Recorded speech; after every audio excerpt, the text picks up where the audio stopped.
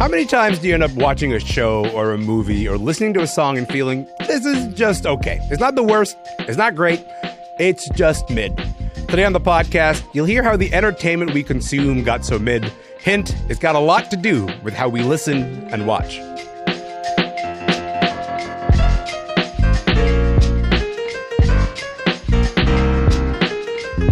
I'm Elamin Abdelmahmoud. This is Commotion. Listen, it's a bit of an unusual show today. Usually we talk about a TV show or a movie or an artist, but we're not starting there today. We're starting with a feeling. It's a feeling that I've had a lot this year, and it's something that I've noticed some folks are writing about a lot right now, that our pop culture, the music we listen to, what we watch, what we share online, it's all becoming a bit bland. It's not bad. It's not great. It's just fine. It's mid. I mean, mid is not a new slang term, but it has really kind of come into its own this year. It's another way of saying something is middling. It's not particularly special. It's not even that the art itself is mid. It's that the experience we're having with that art that we love feels diluted in some way. So much of it kind of feels like a shrug. We'll get into it with three people who will not go quietly into the great shrug. Writers and critics Niko Stratis, Chayka and Bilge Ebiri. Kyle, Bilge, and Niko, welcome to the show. How's it going, everybody? Hi. Hi. Good to be here. I love a greeting that is not mid, so thank you for that. Let me start with this. Mid has been around for a few years, but it has kind of dominated the zeitgeist in the last little while, and it feels like the perfect way to explain how I'm feeling about pop culture. Niko, how does that feeling show up for you? I mean, I just feel like everything is this kind of like flat plateau of kind of nothing where everything is sort of here, but it's all together. It's all just kind of like a lot of it just feels like hollow and bland. Like a lot of stuff that exists feels like it's there for me to make content to talk about it on the internet. And it's like this weird cultural shorthand that we've all adopted where like stuff doesn't like the culture we consume doesn't mean anything so much as it means that we get to make something about it, to try to say something about ourselves. And it sort of like starts to just feel like, what are we doing here? So in terms of like the art that we consume, like there's something about it as being like maybe used as a means to another end of like, okay, maybe we'll just use this as a part of a conversation about ourselves, but it's not really telling of anything. And like the actual piece of art itself doesn't end up standing up as any kind of special, right? Is that what you're getting at, Niko? Yeah. Yeah, it's a base. It's like a good, It's like we have boiling water and we're calling it soup. That sounds kind of grim. I don't want to like be mean to people who are enjoying the art that is being made right now. I'm just kind of also really alert to this flatness. So I want to come back to that in a moment. Kyle, you wrote about internet culture. How does it feel to be online in 2023? I feel like it's pretty bad. Like we've all kind of noticed that the internet feels more mediocre. It like doesn't work as well, whether it's Google search or like your Twitter feed. And it's harder and harder to find like something you actually connect with. Yeah. I think like Niko's comment, everything exists to spur more content. Everything exists to like generate something else. And you're never focusing on the thing itself. And I feel like all of the feeds that we're consuming all the time are encouraging us to just like not pay attention to anything, to just like dip in and out, to always be superficial. And that's lending to this atmosphere of total mediocrity. Well, even that word, Kyle, the word content, because I think like content has a way of flattening so many other types of art, right? Like movies become content and TV shows become content and memes become content and like essays become content.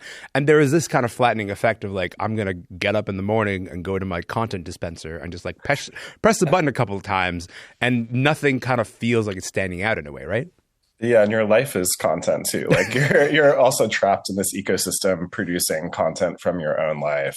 And there is that idea of a dispenser where you're just like going to your feeds, consuming whatever pops up at the top of the feed, which is usually like an algorithmic recommendation that's supposed to appeal to you. And it just discourages you from, I think, thinking deeply about stuff or experiencing things that are like challenging or weird or surprising.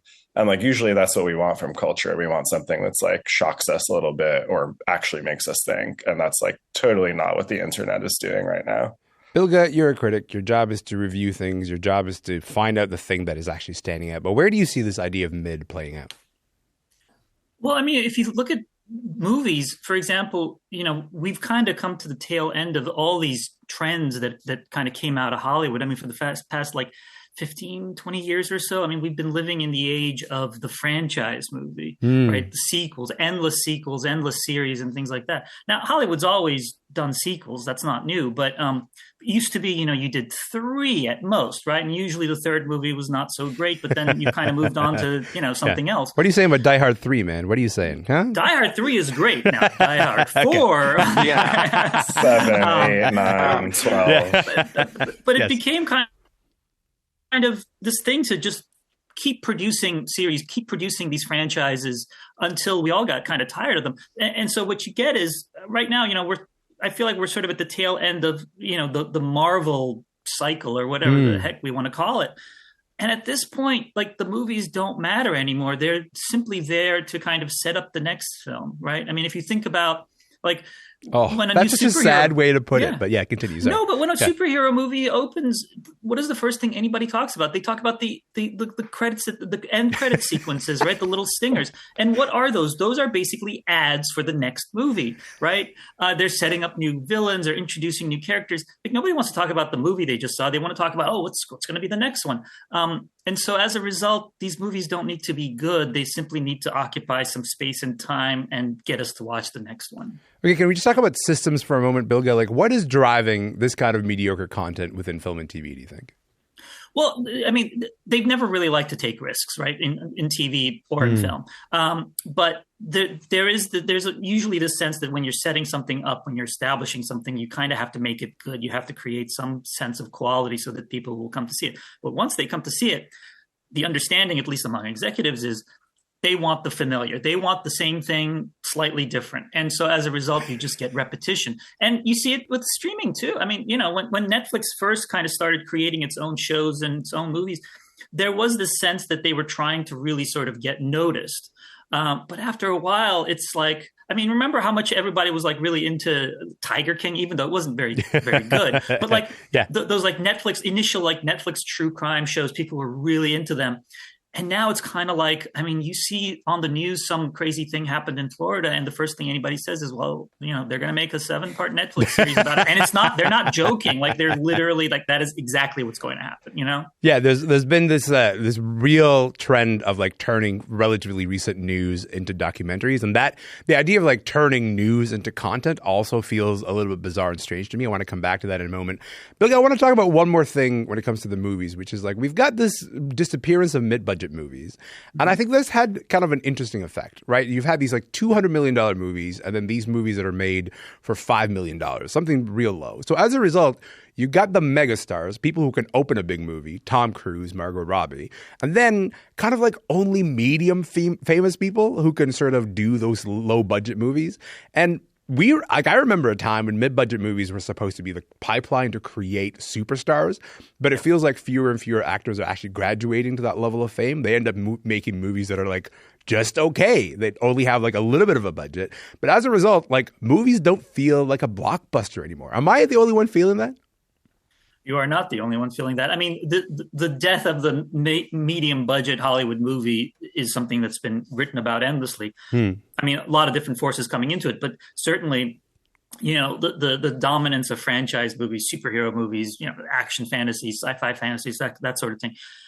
That has played a part. And as a result, this whole thing, this medium range of medium budget comedies and dramas, which also used to be called, if you remember, star-driven vehicles, star vehicles. That's right. That's what we used to call them. And those were the movies that helped create people like Tom Cruise and Julia Roberts and Will Smith.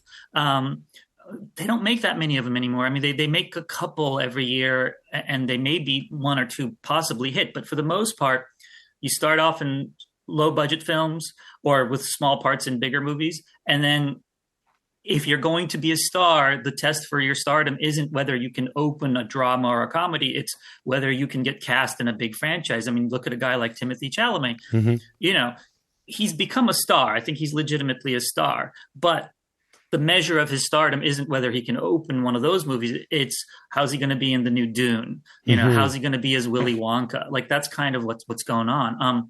And it's sad, but ironically enough, when I was younger and we saw these, medium budget comedies and dramas, back then, that's what we thought of as mid, right? And we kind of took those movies for granted. I remember watching, movies like Sleeping with the Enemy and stuff like that. Where Julia Roberts, Dying Young, whatever, And now I would kill for movies like that.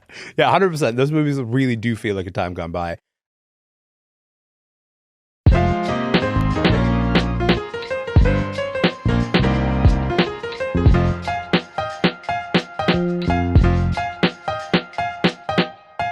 My name is Elamin Abdelmahmoud, and this is Commotion. Look, there's a lot to get into when it comes to mid-TV and mid-movies, and we're going to dive into all of that on January 1st.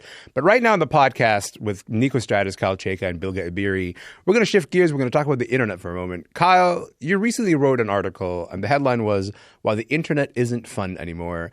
Listen, Kyle, I think of the internet as a fun place. How did it change this year? Yeah, originally we went to the internet to find cool stuff and surf interesting websites and find weird things that we couldn't encounter in the world around us. And now it just feels like kind of that internet has gone away in favor of the same few digital platforms that everyone uses. So we're all on Facebook, we're all on Twitter, we look at TikTok. And those are the only places where we find new stuff and where we consume news or videos or audio or articles. Kind of everything flows through these feeds.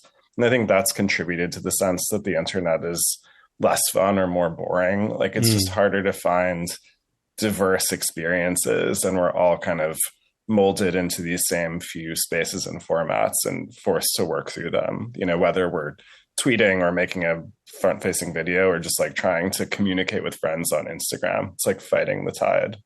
Yeah, Niko, the promise of the internet has always been that we'll have endless options to express ourselves, endless places to go that sort of reflect those self-expressions.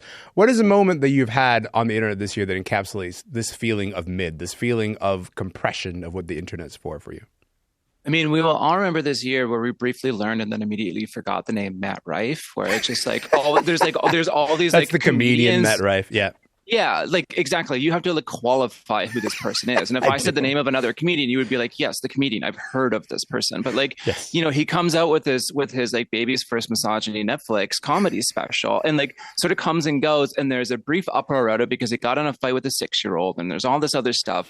But it all kind of amounts to nothing. It just sort of exists to be a thing to take up space on the internet for a little while that doesn't really mean anything to anybody. I've yet to really come across a person that's no, I'm a Matt Rife defender or whatever, in the same way that there's Chappelle defenders or there's all these other defenders of controversial public figures. There's just this sort of middle ground where stuff just exists just to create a conversation for a week, just so we're still talking about Netflix or we're still talking about this or that or whatever. And it's just you walk away feeling nothing. It's like a nihilist. I just feel okay, well, I'm back at zero and I'm always going to be at zero in this place. Well, Kyle, how much of this is us actually missing the monoculture in a way, missing a moment when we had TV shows and movies where we all kind of were able to talk about, because now that we all live in our little fragmented lives on the internet, it kind of feels like no one is existing in the same world as other people, and the only shared connections we have are these kind of relatively mid pieces of content. Right. I think we always want to have a public conversation. We want to connect with other people over what we're consuming and think that we're consuming the same stuff as other people, have this collective experience. But I think how we use the internet now kind of makes that much harder. And as with all of these generic comedians that surface for a few weeks and then you utterly forget about them and until your friend references their name once more, that's what we're experiencing instead. It's we're all siloed into these different lanes of consumption and we can't reach other people and have that greater conversation. I think that leads to that feeling of art being less meaningful or because we can't develop our own meanings because we can't engage with it collectively.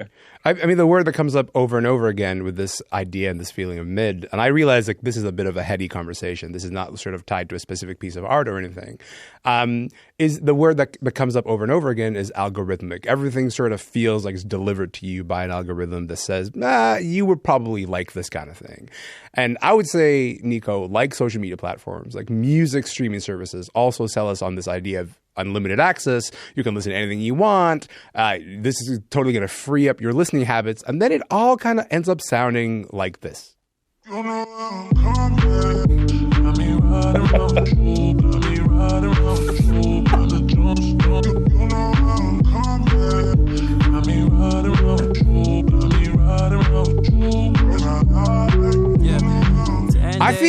mean. I really do. I feel mean for playing Fred Again. That song is called 10 by Fred Again.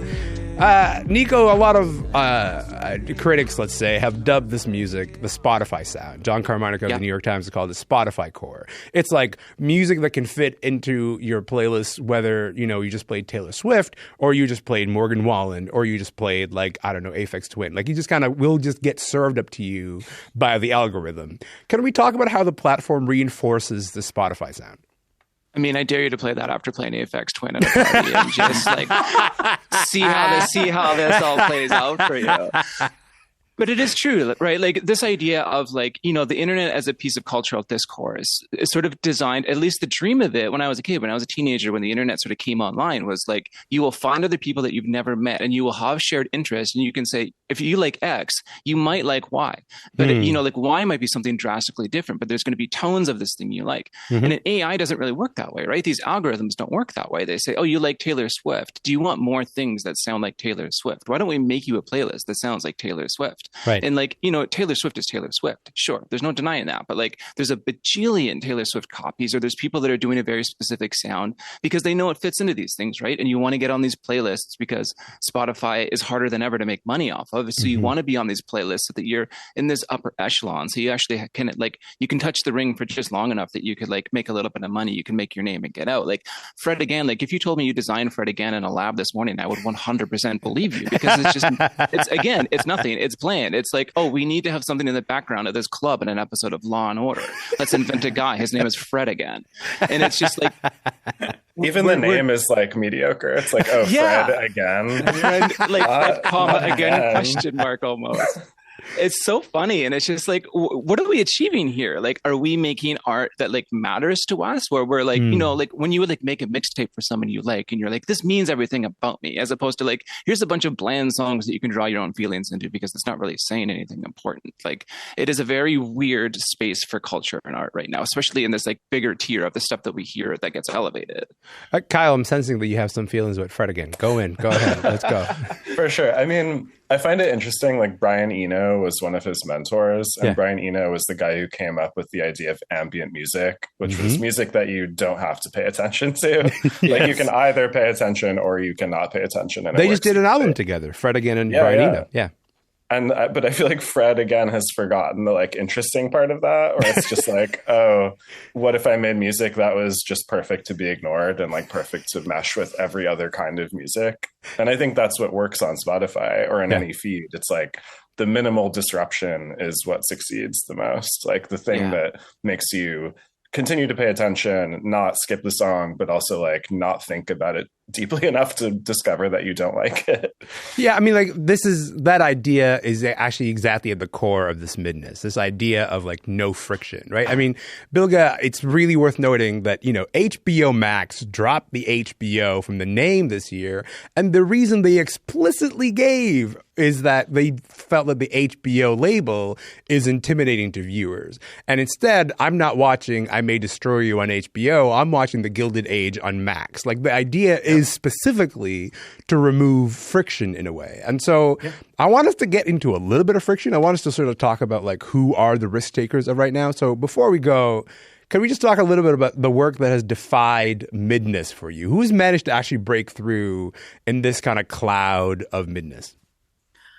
Well, actually, the one I'm thinking of is you'd think it would be mid, but it's not, is Barbenheimer, right? I mean, Barbenheimer is the internet meme and all that, but Barbie and Oppenheimer are two movies that, in the parlance of our times did not have to go as hard as they did, right? I mean, one is a biopic about like a great man, most important man of the 20th century, blah, blah. Yeah. It could have been just fine. It could have been just kind of there and, people would have gone to see it. Not as many people as it ultimately went. Yeah. And Barbie is, based on the toy brand. I mean, it's trying to set up a new franchise. It's got the colors, it's got the pop music and everything. Didn't have to be great. I think both movies would have made money if they were just okay. Yeah. And instead, two artists, two filmmakers who really kind of, take care in their work. Yeah. I think created two very remarkable movies, very different movies, obviously. And look at the success that they had. I mean, that's the thing. It's like we think of mid as being something that defines success nowadays. But actually, if you can break free of it, it's even greater. I mean, Oppenheimer made almost $1 billion and Barbie made like $1.5 billion. And right. I think in part because people were starving for something new and something different. And all the people that were supposed to go to the superhero movies this year and did not went to these movies, which I thought was interesting.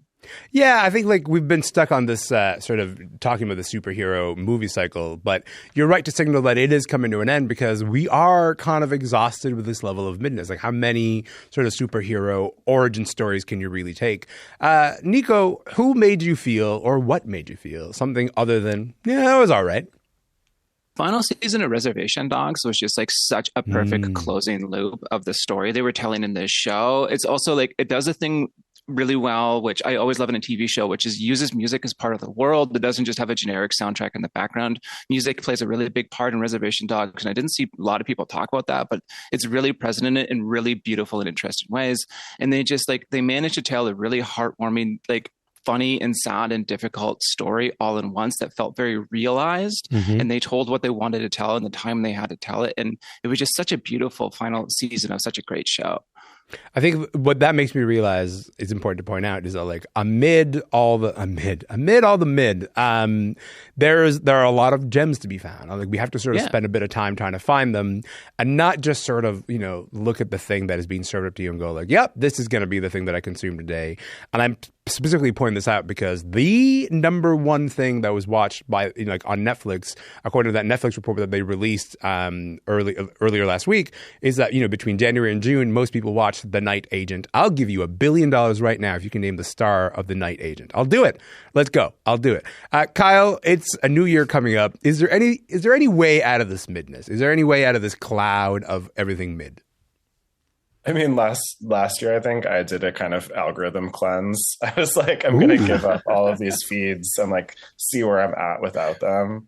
And I do feel like I think more people do that as there's more like ennui with the internet and distrust of it. Like, I think the best way to figure out what you like or like find something interesting is just to get out of the internet, talk to your friends, like try something that's not TikTok, Twitter, Facebook, like dig a little bit, just try to go into some niche, some obscure thing and like really figure out what you like that maybe other people don't like rather than the thing that the most people possibly like.